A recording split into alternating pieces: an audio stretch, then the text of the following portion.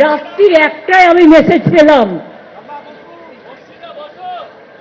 মধ্যরাতে কখনো শুনেছেন একটা স্বাভাবিক দল কাউকে কাজে লাগিয়ে সুপার উস্তমের মতো বিহাইন্ড দ্য সিন মধ্যরাতে গুপ্ত তাণ্ডব করছে? চিফ সেক্রেটারি বাঙালি মহিলা, ওরা অ্যান্টি উইমেন। আগে নিয়ম ছিল আমাদের স্টেট গভর্নমেন্টের কাছে লিস্ট চাইতেন, আমরা 3টে করে নাম পাঠাতাম, তার থেকে ওনারা সিলেক্ট করতেন। এ সুমোটো যেন মগের মুলুক, যেন দিল্লি কা লাড্ডু, যেন জমিদারি, জমিদার জোরদার, ভয় দেখিয়ে জোর করে কি করছেন আপনারা? নন্দিনী চক্রবর্তী সিএস ছিল, একজন বাঙালি মহিলা। আপনারা অ্যান্টি বেঙ্গলি শুধু নয়, অ্যান্টি হিন্দুও, অ্যান্টি হিন্দিও। আমি প্রমাণ করে দিচ্ছি।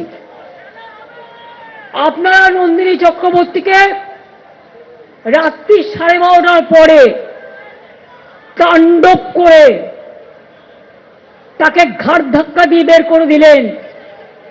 একবার রাজ্যকে জিজ্ঞেস করার প্রয়োজন মনে করলেন না, বিজেপির দালালি করতে গিয়ে। ধিক আপনাদের, লজ্জা আপনাদের। 2, হোম সেক্রেটারিও বাদ, তিনি তো নন বেঙ্গলি, কেন বাদ হলো? ডিজি কে ছিলেন? পীযূষ পান্ডে, এক কথায় বাদ, তিনি তো নন বেঙ্গলি ছিলেন। সুপ্রতিম কে ছিল কলকাতা পুলিশ কমিশনের? বাঙালি ছিল। বিনীত গোয়েল কে ছিল? নন বেঙ্গলি ছিল। তার মানে আপনারা শুধু বাংলা নয়, নন বেঙ্গলি অ্যাফিসিয়েন্ট অফিসারদেরও বাদ দিয়েছেন। আপনারা দেখেছেন বিজেপির কথায় কারা কাজ করে, তাদের দেখে দেখে চয়েস করছেন। লজিক্যাল ডিসক্রিপেন্সির কথা কিছুক্ষণ আগে কৃষ্ণ মিত্র বলছিলেন, আপনারা শুনেওছেন যে জ্ঞানেশ কুমার এখানে এসে সাংবাদিক বৈঠকে বলে গেছেন শুধু লজিক্যাল ডিসক্রিপেন্সি এই রাজ্য নয়, যে কটা রাজ্যে 12টা রাজ্য এবং কেন্দ্রশাসিত অঞ্চলে এই যে এসআইআর হয়েছে, প্রত্যেকটা রাজ্য এবং কেন্দ্রশাসিত অঞ্চলে লজিক্যাল ডিসক্রিপেন্সি রয়েছে। 1 আর 2 হচ্ছে অ্যাডজুডিকেশন। এই অ্যাডজুডিকেশন বা বিবেচনাধীন, এটা তো পুরোটা হচ্ছে সুপ্রিম কোর্টের নির্দেশে, কলকাতা হাইকোর্টের মহামান্য প্রধান বিচারপতির নির্দেশে করে দেওয়া যে জুডিশিয়াল অফিসার তাদের নিয়ে হচ্ছে। যেটা সুপ্রিম কোর্ট বলেছে ফাইনাল লিস্ট যেটা আছে 28/2/2026 প্রায় 6,44 লাখ 6,44 লাখ ভোটার আছে। আমাদের 60,06,675 ভোটার্স অ্যাডজুডিকেশনে আছে। ও অ্যাডজুডিকেশন মধ্যে আমি আজকে যে পজিশন দেখলাম একটু আগে, আমার যেটা আছে